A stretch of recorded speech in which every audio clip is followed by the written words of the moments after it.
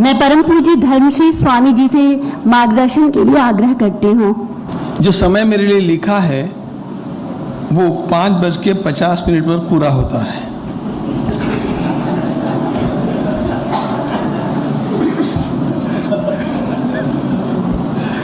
तो मैं कितनी बात करूं, ये विवेक मुझे रखना चाहिए और मैं रखूंगा, चिंता मत कीजिएगा। या वेद स्मृति शास्त्र मुनिवरैर् जुष्टा सुखैकास्पदम् दैवी संपदलंकृता भगवता श्रीशेन संरक्षिता। या वर्णाश्रमधर्मसार हृदया कामार्थमोक्षप्रदा नित्या विश्वहितैषिणी जयतु सा श्रीवैदिकी संस्कृति।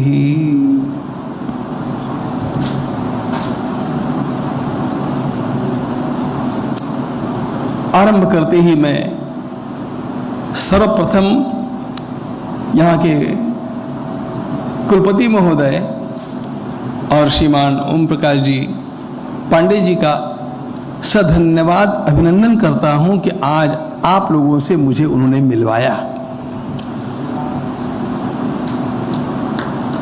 गुजरात के इस विश्वविद्यालय में आकर के हिंदुत्व का चिंतन करना, हिंदुत्व के जीवन मूल्यों का चिंतन करना, हमारी सांस्कृतिक परंपरा का चिंतन करना, यह कुछ अजीब सा नहीं लगता है। कुछ वर्षों पूर्व इस प्रकार का कोई भी उपक्रम हम लोग सोच भी नहीं सकते थे। आने के पश्चात मुझे पता चला कि यहां तो नमस्ते कहने पर भी आपत्ति ली जाती थी।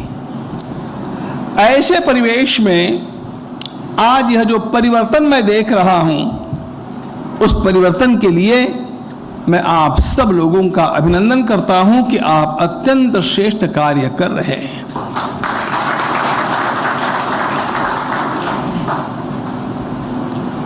इस मंगलमय दिवस पर हम लोगों को जो चिंतन करना है वह भारतीय संस्कृति और सनातन जीवन मूल्यों का चिंतन है। मेरी अवस्था के 17वें वर्ष से ही मैं श्रीमद् भागवत की कथा करता आया हूं और उसके पश्चात राम कथा, महाभारत कथा, योग वासिष्ठ कथा आदि आदि सब कुछ मैं कहते ही आया हूं। लेकिन जब मैंने विदेशों में जाना आरंभ किया 1996 से, मेरे स्वयं के विचारों में एक थोड़ा परिवर्तन आया। परिवर्तन इसलिए आया कि विदेशों के ग्रंथालयों में, बुक स्टॉल्स में, नॉट लाइब्रेरीज, पढ़ने की बड़ी सुंदर व्यवस्था होती है और उन व्यवस्थाओं का मैंने प्रचुर मात्रा में उपयोग किया। और अंग्रेजी में पढ़ते पढ़ते, उन सब नए विचारों को पढ़ते पढ़ते मेरे मन में बार बार एक ही बात आती थी कि विचार तो अंग्रेजी में हैं और इन विचारों में भी 4 एरियाज में आजकल बहुत ज्यादा लिखा जाता है मित्रों। मैनेजमेंट, प्रबंधन शास्त्र, सेल्फ हेल्प, आत्मविकास, रिलेशनशिप, मानवीय संबंधों का शास्त्र और चौथा लीडरशिप, नेतृत्व गुण विकास। इन चारों एरियाज में अंग्रेजी पुस्तकों को पढ़ते पढ़ते मेरे मन में विचार यह आने लगा कि ये सारे विचार मेरे लिए नए नहीं है। ये सब कुछ मैंने महाभारत में पढ़ा है, भगवत गीता में पढ़ा है, रामायण में पढ़ा है, योग वासिष्ठ में पढ़ा है। केवल ये विचारों की अभिव्यक्ति अंग्रेजी में है, इसलिए लोगों को नया लगता है। मैंने लौटने के पश्चात पुनः नए सिरे से मेरे ग्रंथों का अध्ययन करना आरंभ किया और मेरा विश्वास हो गया, जो आज तक भी पक्का है, कि मैनेजमेंट के बारे में जितना कुछ लिखा गया हो, I have read right from Peter Drucker to Stephen Covey, लेकिन मैं आपको विश्वास के साथ कह सकता हूं कि जितना अच्छा मैनेजमेंट का शास्त्र महाभारत में मिलेगा, उतना आज तक कहीं पर भी अंग्रेजी ग्रंथ में भी नहीं मिलेगा। मैनेजमेंट सीखना है, महाभारत से सीखिए। सेल्फ हेल्प सीखनी है, योग वासिष्ठ से सीखिए। आजकल के हमारे छोरा छोरी सीक्रेट वगैरह पुस्तकें पढ़ते हैं। मैं आपको विश्वास के साथ बोलता हूं, ये सीक्रेट आदि जो पुस्तकें हैं ना, बड़ी अच्छी पुस्तकें हैं, लेकिन ये योग वासिष्ठ की झूठी पत्तलें हैं, ध्यान रखना। मैं उनकी आलोचना नहीं कर रहा हूं, वे भी अच्छा ही लिखते हैं, लेकिन उन्होंने जो लिखा है उससे 100 गुना अधिक अच्छा अपने आपको योग वासिष्ठ में मिलेगा, उससे ज्यादा गहराई के साथ मिलेगा। सेल्फ हेल्प के बारे में, आत्मविकास के बारे में जो योग वासिष्ठ में मिलेगा कहीं पर भी नहीं मिलेगा। That is the highest book under the sun, that's from Swami Ramatirtha. जो आपको रिलेशनशिप के बारे में सीखना हो, जो राम कथा में मिलेगा, उतना रिलेशनशिप का विज्ञान आपको और कहीं पर भी नहीं मिलेगा। और लीडरशिप के बारे में जो आपको आर्य चाणक्य में मिलेगा और समर्थ रामदास स्वामी में मिलेगा, वो अन्यत्र कहीं पर भी नहीं मिलेगा। इतना सारा ज्ञान मेरी भारतीय परंपरा में भरा हुआ है। जो बातें मैं बोल रहा हूं, इन बातों का कितना गांभीर्य मैं अच्छी तरह जानता हूं और उसका दायित्व मेरा है। लेकिन मित्रों, हम लोगों को अपनी संस्कृति की और इस आत्मविश्वास से देखने की एक दृष्टि प्राप्त करना बड़ा आवश्यक है, क्योंकि ये दृष्टि हम लोगों से छीन ली गई। हम लोगों को जो पढ़ाया गया, सिखाया गया, वह केवल इतना ही सिखाया गया कि इस भारत में जो कुछ निर्माण हुआ वह सब कुछ प्रिमिटिव एजेस के लिए ठीक होगा। वह पोंगापंथी वांग्मय है, उसमें किसी प्रकार की वैज्ञानिकता नहीं है और यह भविष्य के लिए किसी प्रकार उपयोगी नहीं है। संस्कृत भाषा को तो इन लोगों ने डेड भाषा, डेड लैंग्वेज करार कर दिया था, जबकि आज सारे के सारे कंप्यूटर एक्सपर्ट्स ये बात कहते हैं कि कंप्यूटर के लिए यदि सबसे साइंटिफिक कोई लैंग्वेज है तो संस्कृत भाषा ही है, उतनी अच्छी भाषा अन्य कोई भी नहीं है। It's most regular language, most regular. आपकी अंग्रेजी तो तुच्छ भाषा है। मैं अंग्रेजी बहुत अच्छी तरह पढ़ा हूं मित्रों, but I don't love it. I love Sanskrit. मुझे प्रेम मेरी भाषा से है, मुझे प्रेम मेरी वेशभूषा से है, मुझे प्रेम मेरी भारत की धरती से है, मुझे प्रेम मेरी परंपरा से है, क्योंकि वो परंपरा विश्व का मांगल्य साध्य करने वाली परंपरा है, सबके लिए कल्याणकारी, वह एकमात्र परंपरा है।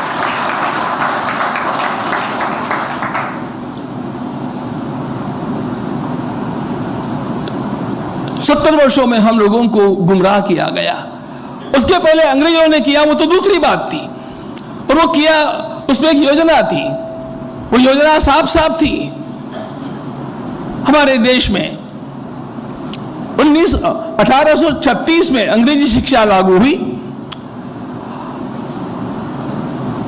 अंग्रेजी शिक्षा को लागू करने के पूर्व 1818 तक के सारे शिक्षा पद्धतियों का सर्वेक्षण किया गया और यह अंग्रेजों ने किया। उसमें उन्होंने क्या लिखा है वो बाद में बतलाऊंगा, लेकिन मैं जो बात कह रहा हूं, आज मैं गुजरात के इस भूमि के ऊपर खड़ा हूं, मुझे महात्मा गांधी का एक वाक्य याद आता है। कभी आपने उस ग्रंथ को, पुस्तक को पढ़ा है कि नहीं पढ़ा, मुझे पता नहीं है, लेकिन महात्मा गांधी जी ने लंदन में भाषण करते समय एक बात कही थी, you people are destroyed the beautiful tree of education in India. You people are destroyed, अंग्रेजों से कहा मेरे देश की शिक्षा सबसे अच्छी शिक्षा थी, आप पापियों ने उसका सर्वनाश किया। ये गांधी जी ने लंदन में किया हुआ भाषण है। इसका एक शब्द है beautiful tree. You people are destroy the beautiful tree of education, Gandhi ji का यह शब्द था। एक गांधीवादी विचारक, पता नहीं आपने उनको पढ़ा है कि नहीं पढ़ा है, नहीं पढ़ा होगा तो आज जाकर के पढ़ना चाहिए। धर्मपाल जी की वह पुस्तक ब्यूटीफुल ट्री यदि किसी ने नहीं पढ़ी है तो उसे आज उसको पढ़ना चाहिए। धर्मपाल जी गांधीवादी विचारक थे, गांधी जी के अनुयायी थे। उन्होंने स्वयं विचार किया कि जब बापू ने यह बात वहां पर कही है तो हमारे यहां पर शिक्षा कैसी थी इसका तो कोई अनुसंधान होना चाहिए। और उन्होंने अनुसंधान करने के पश्चात, प्रदीर्घ रिसर्च के पश्चात एक पुस्तक लिखी जिसका नाम उन्होंने किया ब्यूटीफुल ट्री। और उस पुस्तक में क्या है मित्रों? 1818 से पहले हमारे देश में शिक्षा पद्धति कैसी थी, हमारे देश के किस जिले में कितने गुरुकुल थे, उनमें क्या क्या विषय पढ़ाए जाते थे, पढ़ाने वाले अध्यापक कितने हुआ करते थे, पढ़ने वाले छात्रों की संख्या कैसी थी और उनकी जातियां कैसी थी, यह सब कुछ उन्होंने उस एक ग्रंथ में लिख करके हमारे सामने सारा दस्तावेज रख दिया। और कितना ऑथेंटिक दस्तावेज, यह सब कहां से लिया उन्होंने? यह सब उन्होंने लिया अंग्रेजों के द्वारा प्रकाशित जो उनके स्वयं के गैजेट्स थे। अंग्रेजों ने यहाँ का सर्वेक्षण करते समय, सर्वे करते समय जो गैजेट्स प्रकाशित किए, उसमें जो दिए हुए अंग्रेजों के आंकड़े हैं, उनको लेकर के धर्मपाल ने लिखा और यह प्रमाणित कर दिया कि यहाँ की शिक्षा पद्धति विश्व की सर्वोच्च शिक्षा पद्धति थी। गांधी जी का वो वाक्य सत्य था, you people have destroyed the beautiful tree of education. इतनी सारी शिक्षा हमारी यहां भरी पड़ी थी, कितने गुरुकुल यहां पर थे, लेकिन अंग्रेजों ने यह खोज किस लिए की? इसलिए कि मैक्स मुलर का एक पत्र है, India has been conquered once, it must be conquered again and the second conquest must be through education. Bharat को हमने एक बार तो जीता है, लेकिन यदि भारत को सदा के लिए गुलाम बना करके रखना है तो हम लोगों को इसकी शिक्षा पद्धति बदलनी पड़ेगी। और मैकॉले की शिक्षा पद्धति जब लाई गई तो मैकॉले ने लिखा, 2 पीढ़ियों तक मेरी शिक्षा पद्धति चली तो इस देश का हर व्यक्ति वह खून और चमड़ी से तो भारतीय होगा, लेकिन दिल और दिमाग से वो अंग्रेज बन जाएगा, वो अंग्रेजों का गुलाम बन जाएगा। यह राष्ट्र सदा के लिए गुलाम बना रहे, इसलिए जिस शिक्षा पद्धति को लागू किया गया वो शिक्षा पद्धति हमारे ऊपर लादी गई। लादने वालों ने लादी, वो बात तो ठीक है मित्रों, लेकिन 70 वर्षों के पूर्व हम लोग आजाद हुए, उसके पश्चात क्या किया गया? उससे भी बदतर अवस्था में हम लोगों को पहुंचा दिया गया। राजनीतिक समझौतों के अनुसार शिक्षा नीति साम्यवादियों के हाथों में चली गई और साम्यवादियों ने जो बर्बादी की है, उस बर्बादी को धोने के लिए इस बेचारे चाय वाले को 10 वर्ष पर्याप्त नहीं है और 10 वर्षों की आवश्यकता है, ध्यान रखना।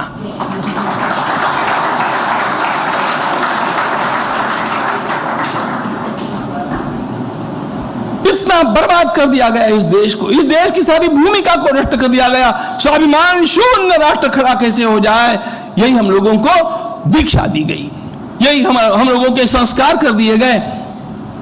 हम पिटते गए, रोज पिटते गए, और इसलिए हम लोगों को लगा कि हम लोग पिटने के लिए ही है। हम लोग पिटने के लिए नहीं है मित्रों। दोष हमारा यह था, यह भारत समृद्ध था, लेकिन वह भारत समृद्धि के कारण सोने की चिड़िया कहलाता था। अब हम लोगों को पिटते हुए नहीं रहना है। The history of India has been history of incessant defeats, ऐसा एक लेखक ने लिखा। इस वाक्य को चुनौती देते हुए वीर सावरकर जी ने 6 स्वर्णिम पृष्ठ लिखे, नहीं पढ़े होंगे तो आपको ये पुस्तकें पढ़नी चाहिए, जिसमें उन्होंने इसको बात को प्रमाणित किया कि नो, भारत का इतिहास पराभव का इतिहास नहीं है, भारत का इतिहास संघर्ष का इतिहास है।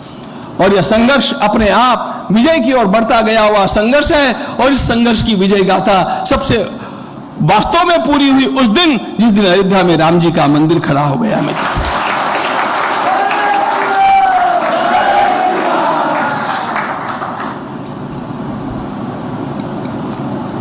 पूज्य दादा पांडुरंग शास्त्री जी आठवले के विद्यालय में मैं पढ़ा हूं, वहां पर छात्रावस्था में हमारे सामने परिसंवाद था, भारत के इतिहास का सबसे श्रेष्ठ स्वर्ण क्षण कौन सा है। उस पर मैंने सबको परास्त करते हुए एक बात को प्रमाणित किया था कि भारत के इतिहास का सर्वोच्च स्वर्ण क्षण यदि कोई होगा तो छत्रपति शिवाजी महाराज का जिस दिन राज्याभिषेक हुआ, वो राज्याभिषेक का क्षण यह भारत का इतिहास का सर्वोच्च स्वर्ण क्षण है। शिवाजी ने विजय सिखाया हम लोगों को, और तब से आरंभ हुआ यह पर्व, विजय का पर्व है, ध्यान रखना। और भारत के इतिहास का दूसरा स्वर्ण क्षण यदि कोई होगा तो 22 जनवरी को जिस समय रामलला अपने भव्य दिव्य मंदिर में विराजमान हुए, भारत के इतिहास का स्वर्ण क्षण है।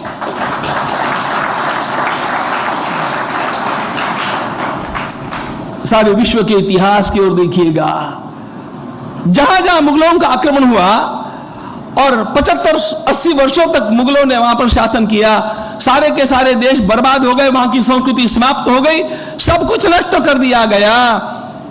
सारे हिस्टोरियंस का एक मत है, the only exception is India, the only exception is Bharat. केवल भारत ही एक अपवाद है जहां पर लोग पुनः उठ करके खड़े हुए। अरे 1-2.5 एकड़ की जमीन के लिए यहां पर 500 वर्षों तक संघर्ष चला, 3.5 लाख से अधिक लोगों ने बलिदान किया। यह सारा व्यर्थ थोड़े जाने वाला था। इन सारे लोगों के अंतःकरण के संकल्पों का, उनकी उस मानसिकता का, उनके उस आवेश का यह परिणाम था कि आज भारत पुनः खड़ा तो होगा, सोने की चिड़िया के रूप में खड़ा नहीं होगा, अब वो सोने के शेर के रूप में खड़ा होगा, ताकि कोई बाकी दृष्टि से देख न पाए।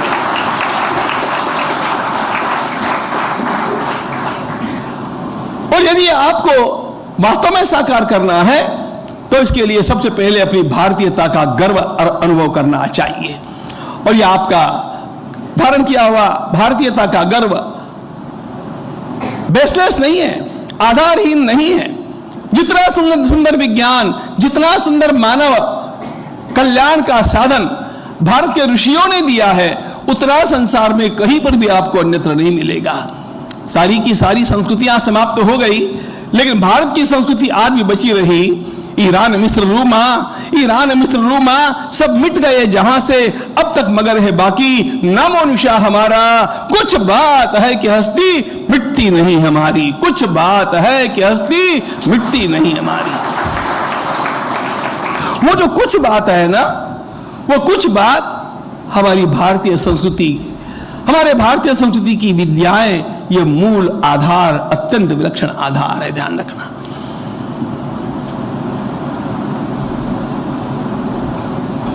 इस संस्कृति ने हम लोगों को क्या क्या दिया, मानव कल्याण के लिए क्या नहीं दिया, यह प्रश्न है।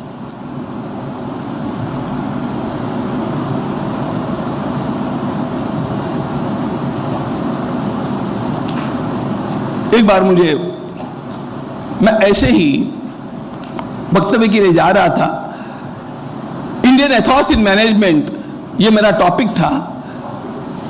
वहां पर भी एक कुलपति महोदय थे, उन्होंने मुझे जाते जाते प्रश्न पूछा कि वास्तव में भारत में इस प्रकार का कुछ मैनेजमेंट रहा होगा। मैंने कहा, आप लोगों ने तो केवल एकाध संस्था का मैनेजमेंट सीखा है, आपने केवल एकाध ऑफिस का सीखा है, एकाध बिजनेस का सीखा है, एकाध फैक्ट्री का सीखा है। भारत के मनुष्यों ने संपूर्ण मानव जाति का मैनेजमेंट कर दिया है, मानव जाति का। मनुष्य के जीवन को सार्थक करने के लिए मैनेजमेंट का पहला सूत्र होता है, you must set the goals. पहले गोल सेटिंग होना आवश्यक होता है। केवल भारत ही ऐसा देश है जिसमें वैदिक परंपरा में हमारे जीवन के लक्ष्य हमारे सामने स्पष्ट रूप से रख दिए। अब मैं विस्तार नहीं करूंगा, थोड़े में समाप्त करूंगा। धर्म, अर्थ, काम और मोक्ष, ये मानव जीवन के लक्ष्य है, बात खत्म। इतना परिपूर्ण जीवन, इतनी परिपूर्ण जीवन की आकांक्षा संसार में कहीं पर भी किसी के द्वारा लोगों के सामने रखी गई हो, ऐसा कहीं मिलेगा ही नहीं आपको। क्लियर कट गोल्स, धर्म, अर्थ, काम, मोक्ष। अब ये चारों ही क्यों आवश्यक है? अब इस एक एक पर एक एक व्याख्यान होता है, लेकिन केवल मैं सूत्र आपको बतलाते जाता हूं। मनुष्य का जीवन जीना है तो सुख की आकांक्षा रहेगी। यह भारत भूमि ऐसी भूमि है जहां पर सुख की आकांक्षा को नकारा नहीं गया। हमारे भगवान कहते हैं, अरे काम भी एक पुरुषार्थ है, enjoy, you must enjoy the life. यह जीवन रोने के लिए नहीं है, यह जीवन आनंद से जीने के लिए है। नंदाम शरदशतम, मोदाम शरदशतम, अजीताश्याम शरदशतम, अदीनाश्याम शरदशतम। नंदाम, हम 100 वर्षों तक आनंदमय जीवन जिएंगे। अब आनंदमय जीवन जीना है तो उसमें क्या क्या आवश्यक है, कौन से सुखों की आवश्यकता होती है? मेरे सामने तो पूरा महाभारत खड़ा है। षड्जीव लोक से सुखा, पहली बात कैश फ्लो चाहिए कि नहीं चाहिए?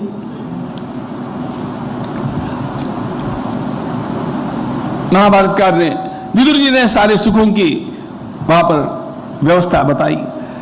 मूल बात, सुखमय जीवन जीना है, अर्थ की आवश्यकता है।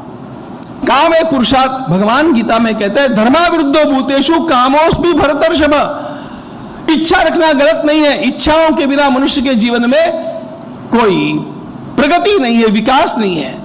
इसलिए डिजायर फर्स्ट। हम लोगों को अपनी इच्छा शक्ति को जागृत रखना चाहिए, उसको परिपुष्ट करना चाहिए। देखो 3 शक्तियां हैं परमात्मा की दी हुई, किसी में भी इच्छा शक्ति है, ज्ञान शक्ति है, क्रिया शक्ति है। मुख्य बात यह है कि ज्ञान शक्ति और क्रिया शक्ति दोनों शक्तियां इच्छा शक्ति के पीछे चलती है। हमें पहले इच्छा करनी चाहिए, तब जाकर के हमारे अंतःकरण में उस प्रकार के ज्ञान का आलोक होगा और करने के लिए पग आगे चलेंगे। हैव बिग गोल्स, ये इच्छा हमारे सामने होनी चाहिए। भगवान ने इन इच्छाओं का आदर किया।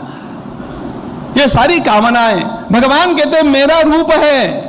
हमारी कुंती माता पांडवों को, जब पांडवों ने लड़ने से इनकार कर दिया तो कुंती माता ने कहा पागल हो क्या, उत्थातव्यम जागृतव्यम योक्तव्यम भूति कर्मसु। अरे किसी को भी जीवन में गरीब नहीं रहना चाहिए, संपन्न होना चाहिए, महान बनने की आकांक्षा रखनी चाहिए।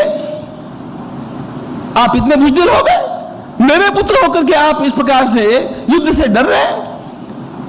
कभी तो भी मित्रों कुंती माता का वह भाषण अपने घर में लगा करके रखना। हिस्ट्री ऑफ संस्कृत लिटरेचर के लेखक डॉक्टर विंटरजीत ने कहा है कि हर माता को अपने सामने स्वर्णाक्षर में लिख करके उपदेश रखना चाहिए। इतना रोमहर्षक उपदेश है।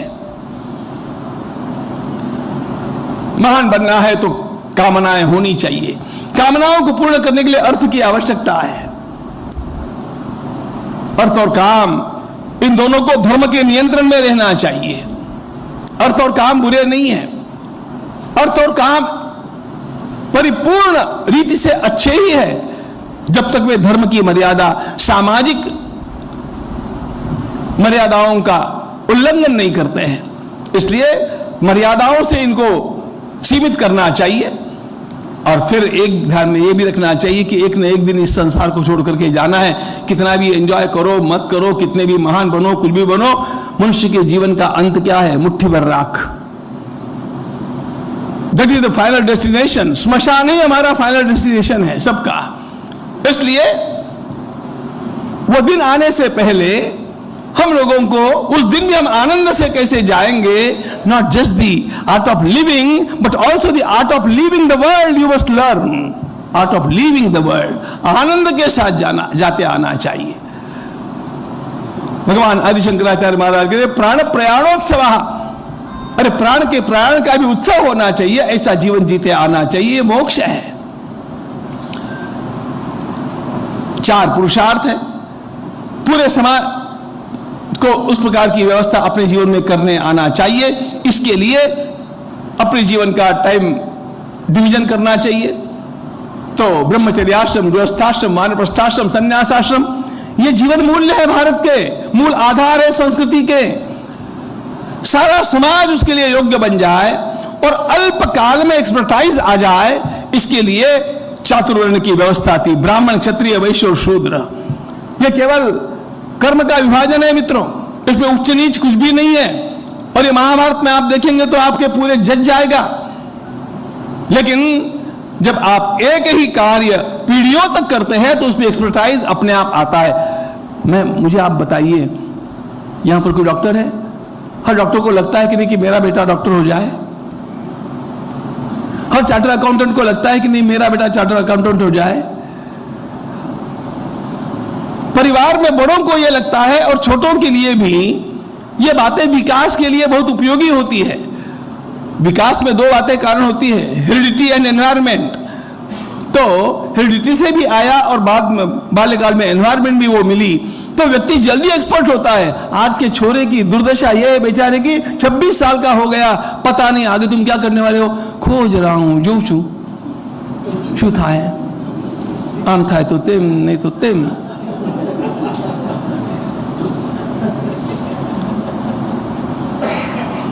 छब्बीस साल का घोड़ा हो गया।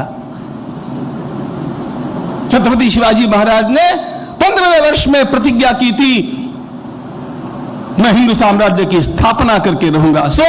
15वां वर्ष था। 16वें वर्ष में तो उन्होंने पहला किला जीत लिया। क्यों? That comes from the blood, my blood rebels. ये सारी बातें हमारी परंपरा से आती है, हमारे डीएनए में वो होता है। इसके ऊपर आधारित है चातुर्वर्ण की व्यवस्था। उसको हम लोगों ने अकारण दूषित किया, लेकिन उसको छोड़ो। अभी मूल बात ऐसी, 4 पुरुषार्थ, 4 वर्ण, 4 आश्रम, साधना के 4 मार्ग, ज्ञान, कर्म, भक्ति और योग। हर व्यक्ति को अपनी रुचि के अनुसार साधना का मार्ग मिलना चाहिए। यह स्वतंत्रता आपको संसार में किसी भी प्रदेश में नहीं, किसी भी देश में नहीं मिलेगी, किसी परंपरा में नहीं मिलेगी। हमारी एक ही पुस्तक है, इसी को मानो, मानते हैं तो ठीक है, नहीं तो मरो। नो, अरे भारत में तो क्या कहा गया, अभी आपने मंत्र सुने वेद के, आनो भद्राः कृतो यन्तु विश्वतः, सारे संसार से उत्तम विचार मेरी ओर आने दीजिए। आनो भद्राः कृतो यन्तु विश्वतः, संसार से आए हुए हर उत्तम विचार का स्वागत करने के लिए भारत के ऋषि तैयार है, भारत की परंपरा तैयार है। हमने अपनी बुद्धि को बांध करके नहीं रखा। वेदों को प्रमाण तो माना, लेकिन वेदों को प्रमाण मानते मानते अंत तो करता ये भी कह दिया, सवेदानपि संन्यस्यति। एक अवस्था ऐसी आती है, सच मैच्योरिटी स्प्राउट्स, सवेदानपि संन्यस्यति, वो वेदों का भी विसर्जन कर देता है। अब उसके लिए ग्रंथ की आवश्यकता नहीं रही। स्वयं के स्वयं बंधन गल जाते हैं, ऐसा वेद कहते हैं। यह आपको अन्य कहीं पर भी किसी ग्रंथ में नहीं मिलेगा। 4 पुरुषार्थ, 4 वर्ण, 4 आश्रम, 4 साधना मार्ग, according to your own choice, you can choose. सब लोग एक प्रकार के नहीं होते, ध्यान रखना। हर एक की मानसिकता अलग होती है।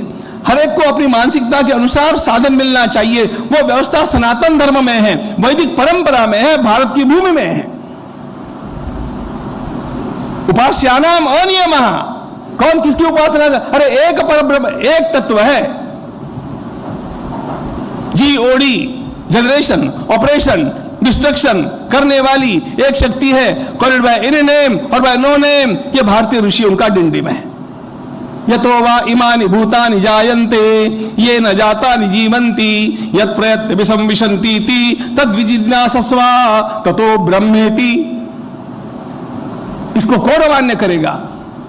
उस एक शक्ति में से, जिसमें से यह विश्व निर्माण होता है, जिससे वो संचालित होता है, जिसमें वो विलीन होता है, उस शक्ति की हम आराधना करते हैं। उसको किसी प्रकार का ब्रांडिंग मत करो। उसे आप किसी भी नाम से पुकार सकते हैं। हमारे यहां नामों का कोई झगड़ा नहीं है। पिताजी शिवजी की पूजा करते हैं, सोमवार का व्रत रखते हैं। मां कृष्ण की आराधना करती है, एकादशी का व्रत रखती है। बड़ा बेटा गणपति की आराधना करता है, चतुर्थी का व्रत रखता है। छोटा तो किसी को मानता ही नहीं है। बजरंगबली की और देवता चित्तन धरई, हनुमत से ही सर्व सुख करई, संकट कर वो बजरंगबली को मानता है। और क्या हुआ, हमारे घर में नई बहू आई है, उसने आते समय अपने साथ संतोषी माता लाई है। अभी संतोषी माता कहां थी बोलो? कहीं थी? बड़े बड़े पंडित लोग यहां पर बैठे, रिसर्च स्कॉलर्स, 70 वर्ष पहले संतोषी माता कहां थी? कहीं पर नहीं थी। लेकिन मां को लगा मैं भी आऊं, new age, new form, new name, और माता जी सज धज करके आई। कैसा देश है देखो, लोगों ने तुरंत उसकी आरती, उसके ऊपर फिल्म, उसकी पोथी, उसके मंदिर, उसका उपवास, और लोगों को अनुभव भी आने लग गया। देखो, किसी प्रकार की निषेधात्मकता इस धर्म में नहीं रही, ध्यान रखना। हमारे काशी के पंडित ने संतोषी माता की बात पर आपत्ति उठाई। मेरे सामने की घटना बतलाता हूं आपको। What genius are there. उसने कहा पूज्य स्वामी करपात्री जी से कि महाराज ये संतोषी माता कहां से आ गई, कई पुराणों में उसका उल्लेख मिलता नहीं है। धर्म सम्राट पूज्य स्वामी जी महाराज ने क्या उत्तर दिया? स्वामी जी कहते हैं, पंडित जी सप्तशती का पाठ रोज करते हैं ना, उसमें क्या लिखा है? या देवी सर्वभूतेषु तुष्टि रूपेण संस्थिता नमस्तस्यै नमस्तस्यै नमस्तस्यै नमो नमः। तुष्टि रूपेण, इसी का अर्थ संतुष्टि रूपेण है, वही संतोषी है जी।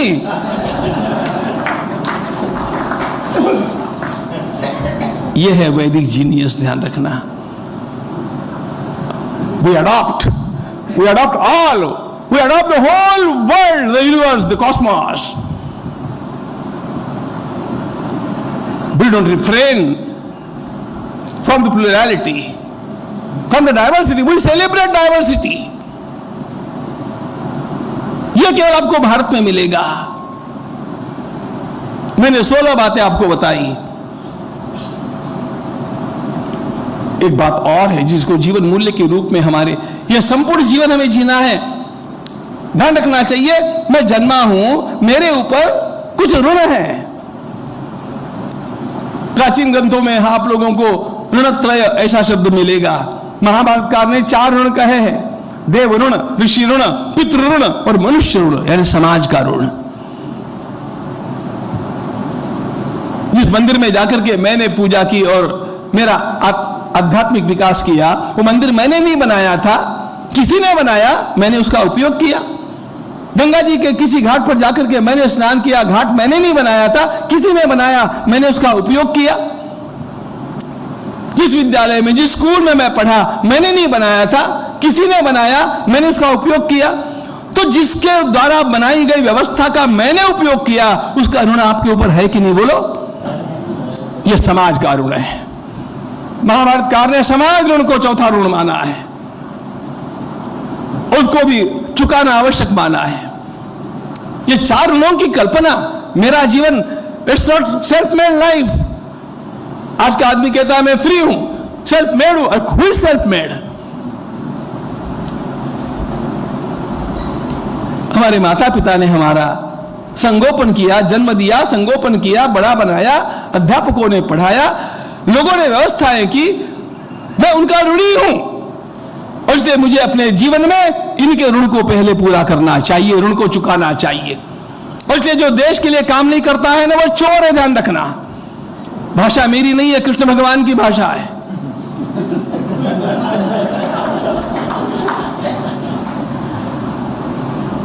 देश का मेरे ऊपर ऋण है। मैंने यहां का जल पिया, मैंने यहां का अन्न खाया, मैंने किसानों का उपयोग किया, मैंने अध्यापकों का उपयोग। अरे इतने सुंदर सुंदर ग्रंथ लिखे जाते हैं। हमारे पांडे जी ने कैसा अद्भुत ग्रंथ लिखा है।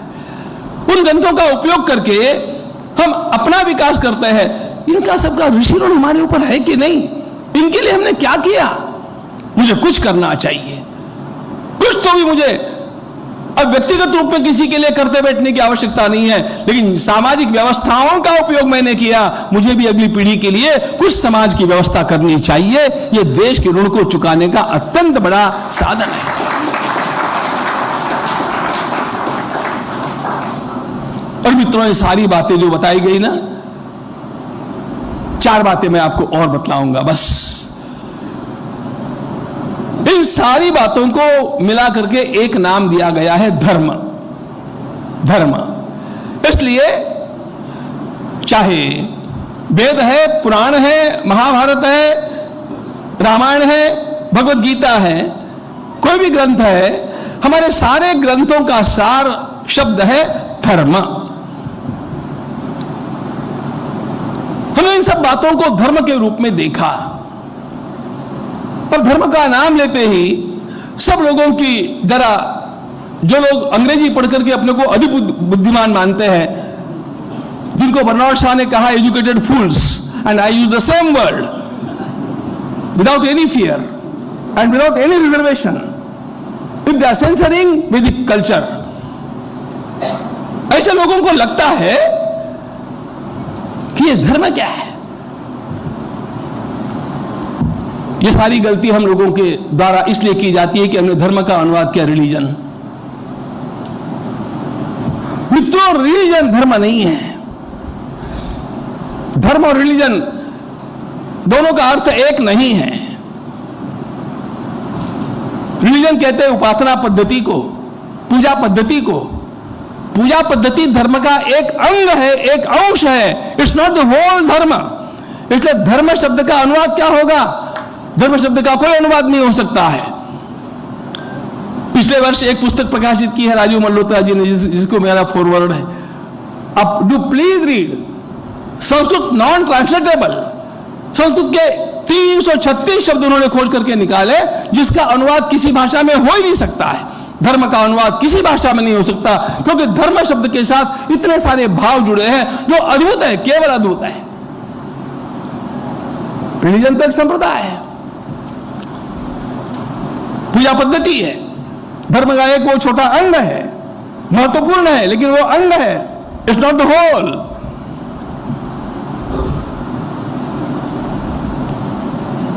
ऐसा भी मत कहिए कि किसी भाषा में अनुवाद कैसे नहीं होगा, होना चाहिए। इतने आप विद्वान है अंग्रेजी के, मैं आपको एक सादा शब्द बोलता हूं, अनुवाद कर दीजिए। अब विश्वविद्यालय में हूं मैं, मुझे पता है सब विद्वान ही विद्वान यहां पर है। मैंने अपने पिताजी का पिंड प्रदान किया। ट्रांसलेट।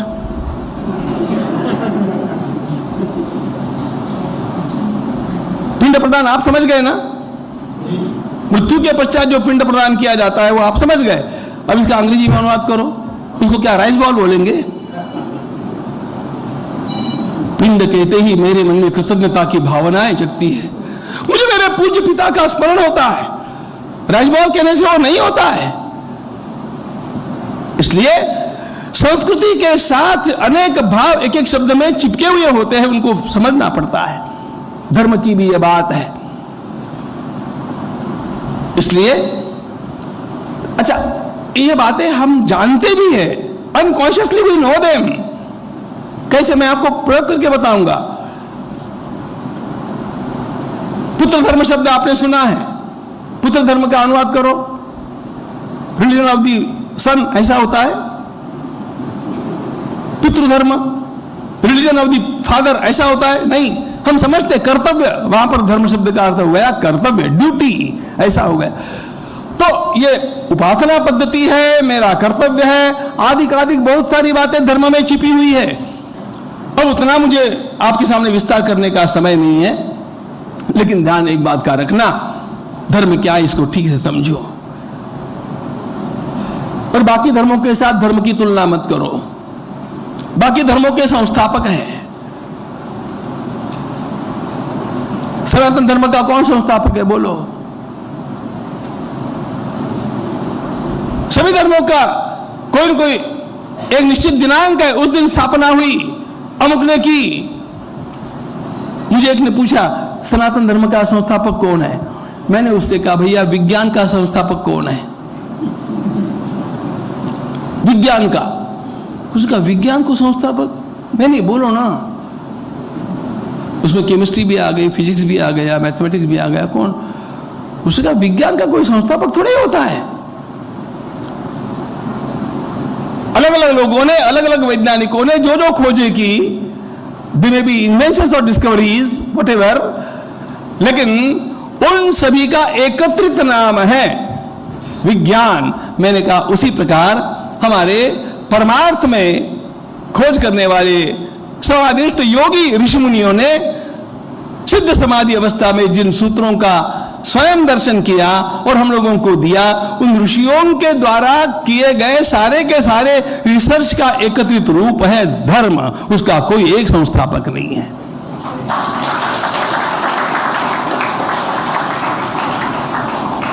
और इन सारे ऋषियों ने जो खोजा वो कितना महत्वपूर्ण है उतना केवल समझ लो। Then what is dharma? It is the universal laws. Where we find them? We find them in Vedas. वेदों को धर्म ग्रंथ मत कहिए रिलीजन के अर्थ में। वेद क्या है? Vedas are cosmic constitution. Cosmic constitution, इसको समझो। एक देश का कारोबार चलता है उसकी कॉन्स्टिट्यूशन के अनुसार, एक संस्था का कारोबार चलता है उसकी कॉन्स्टिट्यूशन के अनुसार। ये तो बात आप लोग समझते हैं, सारी बात है।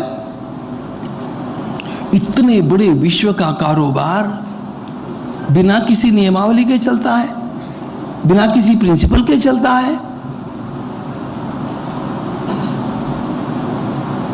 अच्छा, भारत का जो आज का संविधान है वो हम लोगों पर लागू कब हुआ?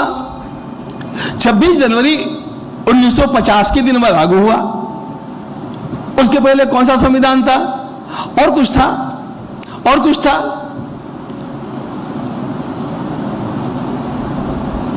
हर संस्था का, हर देश का, हर प्रदेश का एक इस प्रकार नियमों का कुछ पुंज होता है, कुछ उसके संचालन के नियम होते हैं।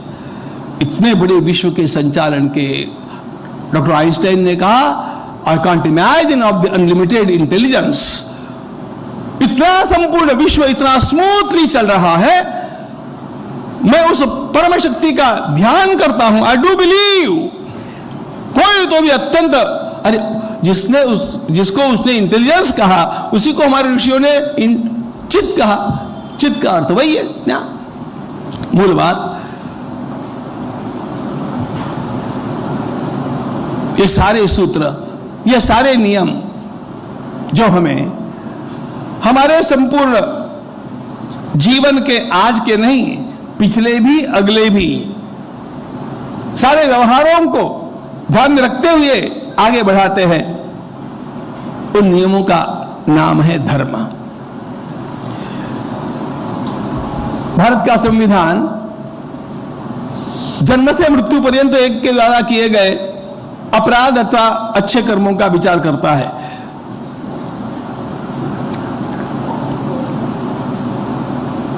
पिछले जन्म में चोरी की थी ऐसा हमारे संविधान में कोई नहीं कहेगा, उसके अनुसार उसके ऊपर कोई केस नहीं होगा।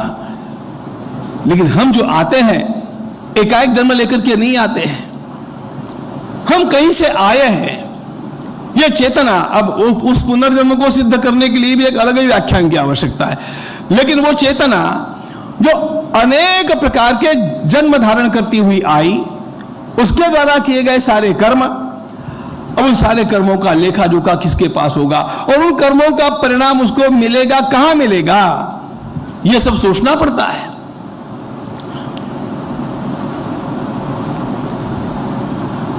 ये सारे नियम हमें वेदों ने बतलाए। और कैसे बतलाए? हमारे धर्म की सच्ची व्याख्या सुन लो। हमारा धर्म कैसा है, वेदों ने प्रतिपादन किया हुआ धर्म कैसा है। 4 बातों का संतुलन उसमें साध्य होता है। 4 बातों को संतुलित रखने वाली कोई भी क्रिया धर्म होगी। व्यष्टि, समष्टि, सृष्टि और परमेष्टि। मैं व्यक्ति के रूप में हूं, मुझे मेरा जीवन जीने का भी अधिकार होना चाहिए, लेकिन मैं अकेला नहीं हूं, मेरे साथ परिवार है, अन्य लोग भी है, समाज भी है। जैसे मुझे अधिकार होना चाहिए वैसे उनको भी होना चाहिए। अच्छा, मेरे लिए अधिकार है, उन लोगों के लिए, सृष्टि के, समाज के लिए अधिकार है। समाज को समष्टि कहते हैं। मेरा और सारे समाज का पोषण करने वाली यह सृष्टि है, उसके ऊपर भी हम लोगों को अन्याय नहीं करना चाहिए। उसको भी संभालते संभालते हमारा विकास और हमारे भोग लेने चाहिए। सृष्टि, वैदिक परंपरा में सृष्टि का विचार बहुत किया गया, बहुत किया गया। अरे कैसा विकास किया है हम लोगों ने। देश की एक नदी का पानी पीने जैसा नहीं रह गया, एक नदी का पानी पीने जैसा नहीं है। ये बोतलों का पानी कब तक पिएंगे? हमने नदियों को दूषित कर दिया, हमने धुएं से आकाश को दूषित कर दिया, इतना नाद निर्माण किया, सब कुछ दूषित कर दिया। खम वायुम अग्निम सलिलम महिंश ज्योतिष सत्वान दिशो द्रुमादीन सरित समुद्रांश हरे शरीरम यत्किंच भूतम प्रणमेदनन्यः। सारी सृष्टि में हम परमात्मा का रूप देखते हैं, लेकिन हमने इनको बिगाड़ने में कोई कसर नहीं छोड़ी। इतने जंगल तोड़े, इतने जंगल काटे। अब ग्लोबल वार्मिंग ये किसने लाया? हमने लाया। यदि हम उसी समय विचार करते, महाभारत में लिखा है एक पेड़ काटने का अधिकार उसको होता है जो 10 पेड़ लगाएगा तब एक पेड़ काटेगा। ये महाभारत की बात है। ये पर्यावरण, नदियों के साथ व्यवहार कैसे किया जाए। अरे गंदे नाले नदी में छोड़ने की बात छोड़ दीजिए, देवी भागवत को जरा पढ़ करके देखिए, आपको ध्यान में आएगा। नदी में थूकना महापाप माना गया, जोर से कूदना महापाप माना गया। नदी को गंदा, जरा सा भी गंदा करना गलत। नदी में कुल्ले करना मना है। हमारे शास्त्रकार कहते हैं लोटा और पानी ले लो, दूर जाओ, वहां कुल्ले करो, नदी के भीतर कुल्ला मत छोड़ो। इतनी जहां पर सेंसिटिविटी थी, हम लोगों ने सेंसिटिविटी को गंवा दिया। धुआंधार सृष्टि के साथ हमने अन्याय किया, इसका परिणाम हम लोग आज भुगत रहे हैं। अरे सारा का सारा, बाकी तो छोड़ो, नदियां छोड़ो, सागर दूषित हो गया। प्लास्टिक के कारण सागर के सारे की सारी मछलियां बेचारी मरने लगी बिना कारण की। ये हमने किया ना, धर्म का पालन नहीं किया, इसलिए ये हुआ। इसलिए मित्रों ध्यान रखना, ये 4 बातें हैं, व्यष्टि, समष्टि, सृष्टि और परमेष्टि। इन चारों में संतुलन रखने वाला जो भी व्यवहार होगा वो धर्म होगा। इन चारों में संतुलन रहना चाहिए।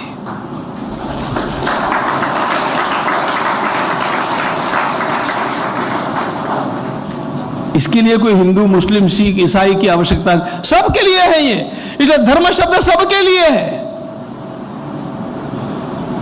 सबके लिए।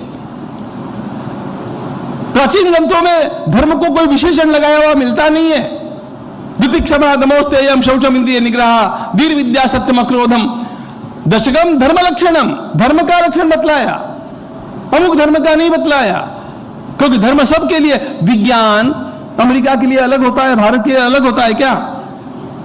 हिंदू के लिए अलग होता है और ईसाई के लिए अलग होता है क्या? जैसे विज्ञान सबके लिए एक है, उसी प्रकार धर्म भी सबके लिए एक है, और उसी को वह चिरंतन होने के कारण सनातन धर्म कहते हैं। सनातन का अर्थ इटर्नल। विज्ञान के नियम इटर्नल है।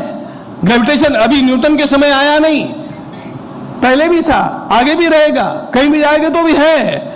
उसी प्रकार धर्म के नियम है, और इन सारे धर्म के नियमों का ज्ञान हम लोगों को बिना किसी भेदभाव के यदि कहीं प्राप्त होगा तो वह वेदों में होगा, वैदिक वांग्मय में होगा। और इस वैदिक वांग्मय की रक्षा करना हमारा कर्तव्य है। इस वैदिक वांग्मय का ही छोटा सा गाइड भगवत गीता है, इसलिए गीता सबको पढ़नी चाहिए। Gita is the window to the whole literature. और इस वैदिक परंपरा का संरक्षण करने वाले महापुरुषों को अपना मानना चाहिए मित्रों। इसका संरक्षण करने के लिए चंद्रगुप्त आए, चाणक्य आए, राणा प्रताप आए, गुरु गोविंद सिंह आए, छत्रपति शिवाजी महाराज आए, इस परंपरा की रक्षा करने के लिए आए। और इसलिए इस परंपरा की रक्षा करने के लिए आने वाले इन वीरों की, ऐसा हमारी विरासत की और इस परंपरा की, इस भूमि की सुरक्षा करना, यह हम लोगों का सर्वोच्च कर्तव्य है। इससे बड़ा कोई कर्तव्य हमारा नहीं है। बाकी तेल, नून, लकड़ी का जीवन सब लोग जीते हैं, पशु भी जीते हैं, उससे एक्स्ट्रा हम लोगों ने क्या किया? यह प्रश्न स्वयं को पूछना चाहिए। स्वामी विवेकानंद जब अमेरिका से विदा हुए तो उन लोगों ने प्रश्न पूछा, Swami ji, you have done so much for us, what can we do for you? आपने हमारे लिए इतना किया, हम आपके लिए क्या करेंगे? आप क्या चाहते हैं? स्वामी जी ने एक ही उत्तर दिया, do you really want to do something for me? Yes Swami ji. Swami ji ने कहा, do only one thing, love India. Bharat से प्रेम करो।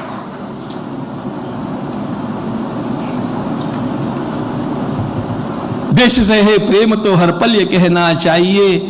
मित्रों, देश से है प्रेम तो हर पल ये कहना चाहिए, मैं रहूं या ना रहूं, भारतीय रहना चाहिए, भारतीय रहना चाहिए, भारतीय रहना चाहिए। धन्यवाद।